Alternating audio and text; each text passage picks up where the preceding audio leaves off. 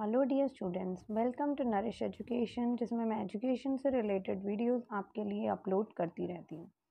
So this is a new demand from my class 10 students, जो है trees poem से related. ये 8th poem है क्लास 10th इंग्लिश की। और रानू मेरी जो एक स्टूडेंट है, उसने मुझे रिक्वेस्ट किया और जिस कारण से मैंने इस पर वीडियो स्टार्ट किया। तो this is for you Ranu and specially all the students of 10th class. Let's begin the poem. ये एड्रियन रिच द्वारा लिखी गई पोएम है, जो एक फीमेल है या फेमिनिस्ट है, हम बोल सकते हैं। वो एक पोएटेस हैं जिन्होंने अपनी पोएम के बारे में काफ़ी कुछ लिखा हुआ है, जो कंजर्वेशन से रिलेटेड भी है, लेकिन इसका एक अलग एस्पेक्ट भी है। इसका एस्पेक्ट है क्योंकि पोएट एक फेमिनिस्ट है, और इस में हम बोल सकते हैं पोएम एक और चीज़ पॉइंट आउट कर रही है, जो है रेस्ट्रिक्शंस जो विमेन के ऊपर लगाए गए हैं all over the world. The tree moving out symbolize women जो प्रिजन से बाहर निकलने की कोशिश कर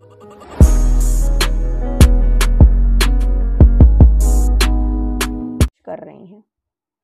जो प्रिजन है वो फिजिकल नहीं है, वो इमोशनल भी हो सकती है।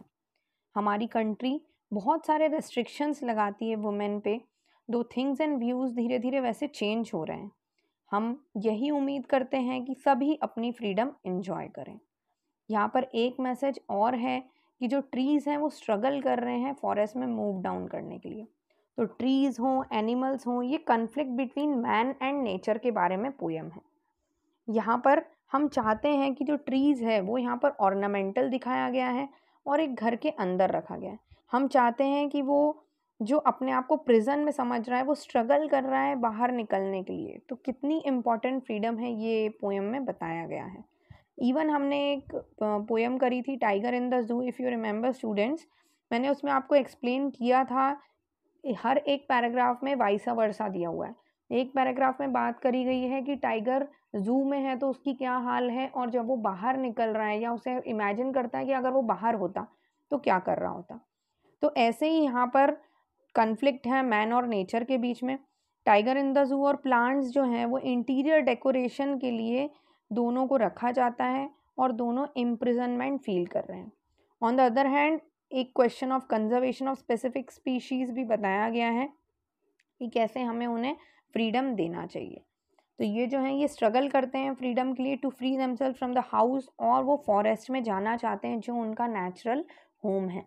चाहे वो स्पीशीज़ हों या फिर प्लांट स्पीशीज़ हों या एनिमल स्पीशीज़ हों, दोनों ही चाहते हैं कि वो फॉरेस्ट में जो उनका नेचुरल होम है वहाँ पर रहें। So let's begin the poem, line by line explanation. The trees inside are moving out into the forest. जो ट्रीज़ अंदर थे, जो डेकोरेटिव पर्पस के लिए यूज़ होते हैं, जैसे सिटीज़ वगैरह में ट्रीज़ अंदर रखे जाते हैं, या हम बोल सकते हैं प्लांट्स अंदर डेकोरेशन पर्पस के लिए रखे जाते हैं, अब वो फॉरेस्ट की तरफ मूव कर रहे हैं। वही फॉरेस्ट जो आजकल एम्प्टी है, क्योंकि वहाँ से बहुत सारे ट्रीज़ को कट कर दिया गया है। अब कट कर दिया गया है तो वहाँ पर जिनके शेल्टर थे, जैसे बर्ड हुई, इंसेक्ट्स हुई, इन सब का शेल्टर ख़त्म हो गया है। तो where no bird could sit, क्योंकि ट्रीज बचे ही नहीं हैं तो बर्ड्स कहाँ पर बैठेंगी। ना कोई इंसेक्ट वहाँ पर हाइड कर पा रहा है। तो जो इंसेक्ट, जनरली बर्ड्स कहाँ पर बैठती हैं, ब्रांचेस ऑफ द ट्रीज पर बैठती हैं। ऐसे ही यहाँ पर जो इंसेक्ट्स हैं वो भी यहाँ पर छुपते हैं, ट्रीज के ऊपर रहते हैं, उनका भी शेल्टर है वो। जो सन रेज हैं, नो सन बरी its feet in Shadow.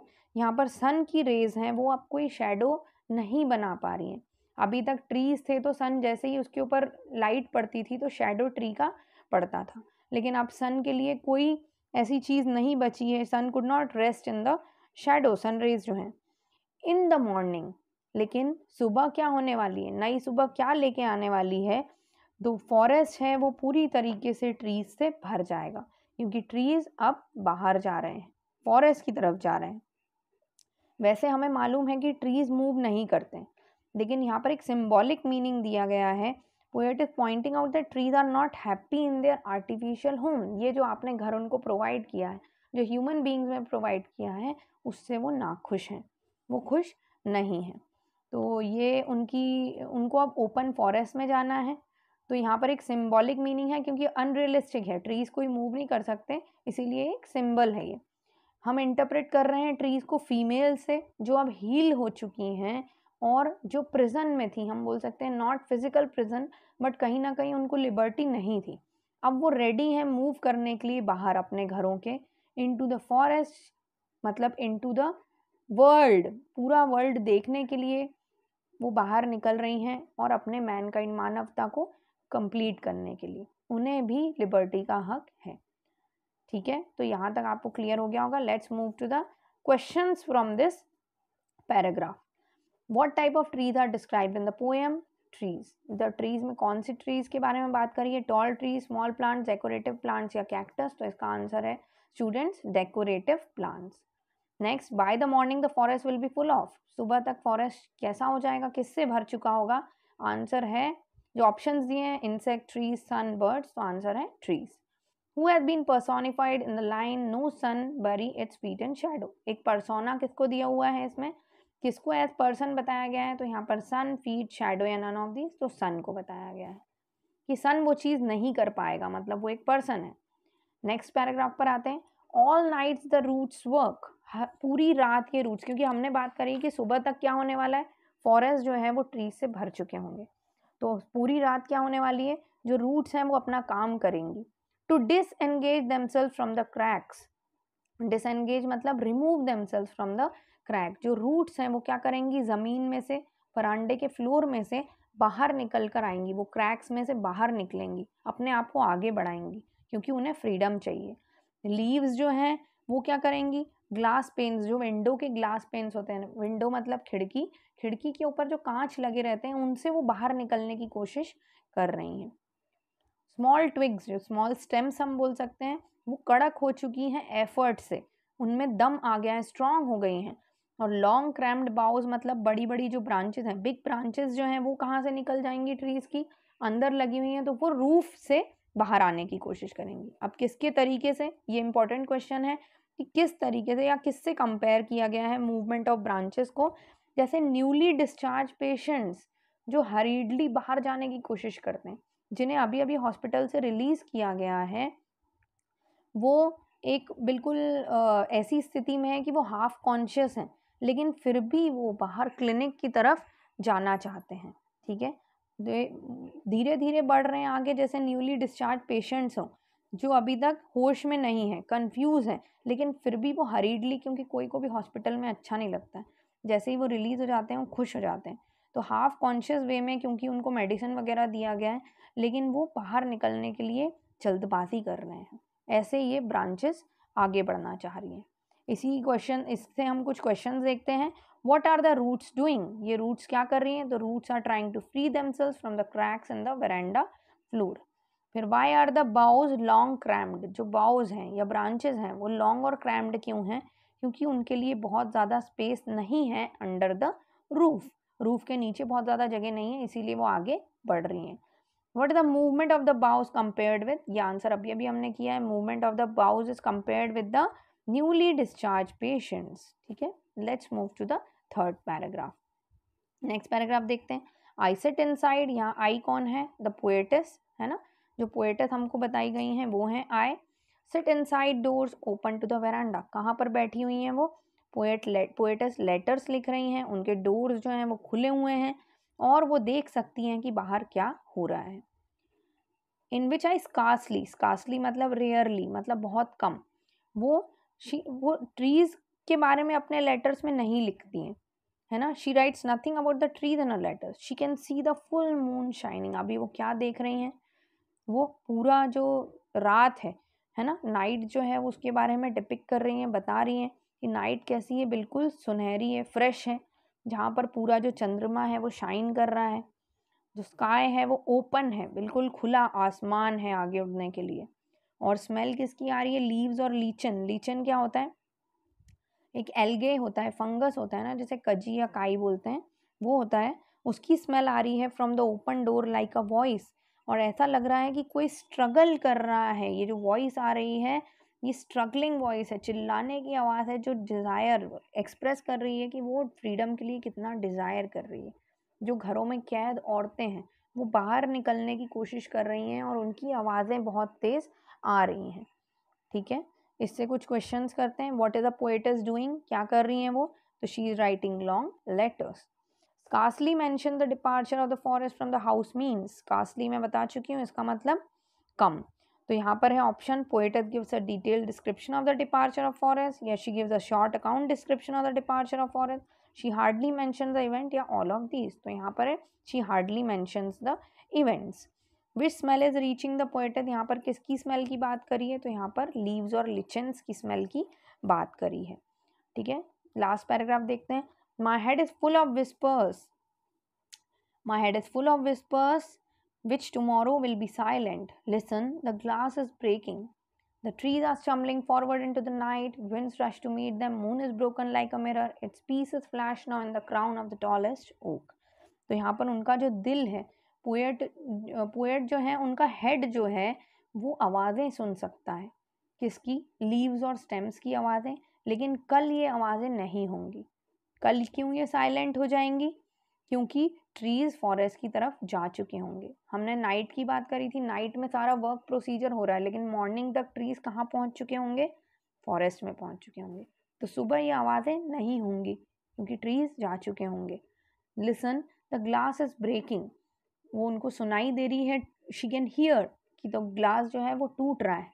All the parts of tree are struggling out, हमने देखा था लीव्स और ट्विग्स जो हैं वो ग्लास पेन से बाहर निकल रहे हैं। तो बाहर कैसे निकलेंगे? उसको तोड़कर बाहर निकल रही है, उनकी स्ट्रगल बताई जा रही है। हर पार्ट ट्री का जो है वो बाहर निकलने के लिए स्ट्रगल कर रहा है। ट्रीज धीरे धीरे नाइट की तरफ मूव कर रहे हैं, और जैसे जैसे वो जा रहे हैं विंड्स उनको वेलकम कर रही है फॉरेस्ट में, उनको आगे लेकर जा रही है फॉरेस्ट में।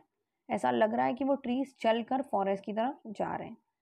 और जैसे ये सुबह होने वाली है, इसीलिए फुल मून अब नहीं दिखाई दे रहा है। Light is checked by the crown of the tallest oak tree. और ओक ट्री क्यों फेमस होता है, या ओक ट्री क्या की क्वालिटी क्या होती है? वो स्ट्रांग होता है, वो फर्नीचर बनाने के काम आता है, और टॉल भी होता है।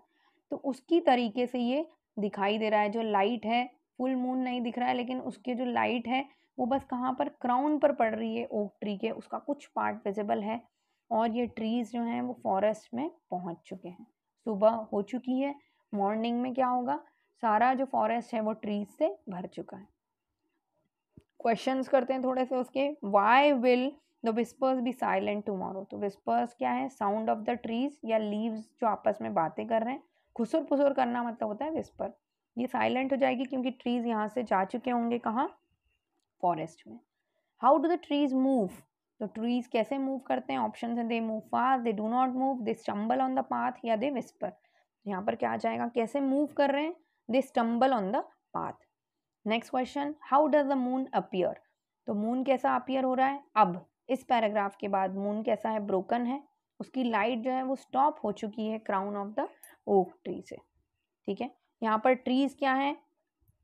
नेक्स्ट क्वेश्चन हम एक और देखते हैं। What are the trees in the poem? Trees in the poem are inside the house, sorry where are, कहाँ पर है ट्रीज? वो घर के अंदर हैं। हर पार्ट ट्री का स्ट्रगल कर रहा है बाहर निकलने के लिए। रूट्स अपने आप को फ्री कर रही हैं क्रैक से वरांडे के, फ्लोर के। लीव्स जो हैं वो ग्लास पेन्स तोड़ के बाहर निकल रही हैं।